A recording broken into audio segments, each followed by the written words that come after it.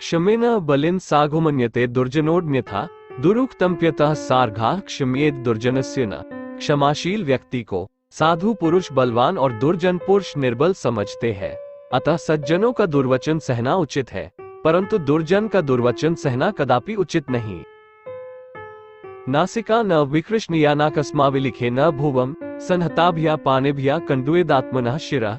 अंगुली से नाक को नहीं करेदना चाहिए, व्यर्थ में भूमि नहीं कुरेदनी चाहिए, और दोनों हाथों से एक अपने सिर को नहीं खुजाना चाहिए। अन्नम न निंद्यात् सुस्वस्थः स्वीकुर्यात् प्रीति भोजनम। आहार प्रवरम विद्यात् शतसम मधुरोत्तरम। अन्न की कभी निंदा न करे। स्वस्थ मनुष्य जो भी भोजन सम्मुख आए उसे प्रेम और प्रसन्नता से ग्रहण कर ले। तीखा, कड़वा, अम्ल, लवण, कसला और मधुर इन 6 रसों से युक्त और प्रधान रूप से मधुर रस भोजन को सर्वोत्तम समझना चाहिए। न ही शौर्यापम किंचित त्रिषु लोकेषु विद्यते शूरः सर्वपालयति शूरे सर्व प्रतिष्ठितम। शूरवीरता से बढ़कर कोई उत्तम वस्तु तीनों लोकों में नहीं है, क्योंकि शूरवीर ही सब लोगों का पालन कर सकता है और हर जगह शूरवीर की ही प्रतिष्ठिता रहती है।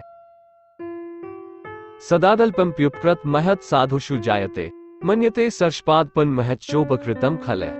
सज्जन पुरुष अपने ऊपर किए गए थोड़े से उपकार को भी बहुत बड़ा समझते हैं, और दृष्ट लोग अपने ऊपर किए गए बड़े भारी उपकार को भी अन्न के दाने से छोटा समझते हैं।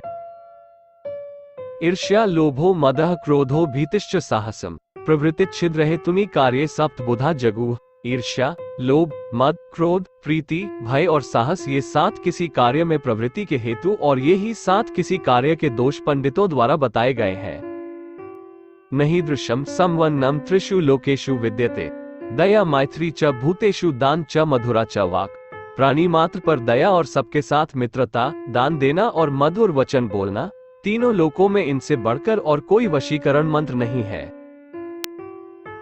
मातृ नाम पिता नाम चैव पूज्या नाम विदुषाम्पि नावमानना नोपास्म कुर्यु सद्वृत्तशाली नाम। माता, पिता, पूज्य, विद्वान और सदाचारी पुरुषों का कभी भी अपमान या उपहास नहीं करना चाहिए। भवतीष्टम सत्क्रियानिष्टम तद्विपरीतया शास्त्रतः सत्सज्ञात्वा त्यक्त्वा सत्सत्यमाचरेत्। शुभ पुण्य कर्मों से उत्तम फल की प्राप्ति होती है, अतः शास्त्र द्वारा शुभ और अशुभ कर्मों का ज्ञान प्राप्त कर बुरे कर्मों का त्याग और अच्छे कर्मों का अनुष्ठान करना चाहिए। तत्कर्म नियत कुर्याद् येन तुष्टो भवे पिता तन कुर्यात् पिता येन मनाक्पि विषीदति। पुत्र को सदा वही काम करना चाहिए जिससे पिता संतुष्ट और प्रसन्न हो। जिस कर्म से पिता को थोड़ा सा भी कष्ट हो उसे कदापि न करे।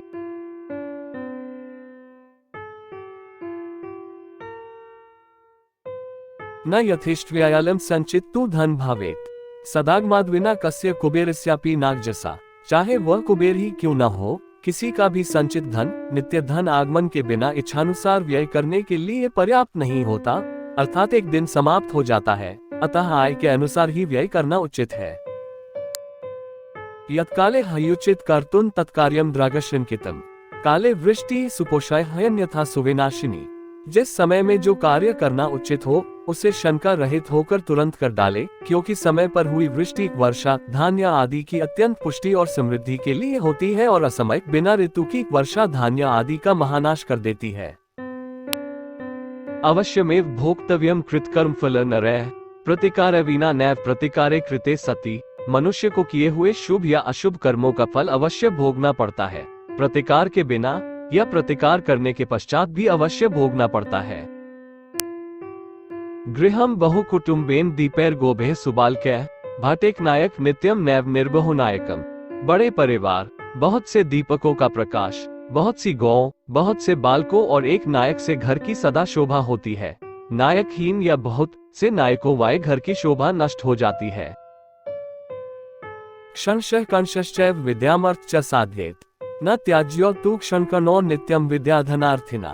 विद्या और धन के अभिलाषी को कभी क्षण और कण की उपेक्षा थोड़े से समय में क्या होगा, तनिक से घन से क्या बनेगा नहीं करनी चाहिए, अपितु क्षण क्षण अभ्यास करके विद्या का और कण कण का संग्रह कर धन का उपार्जन करना चाहिए।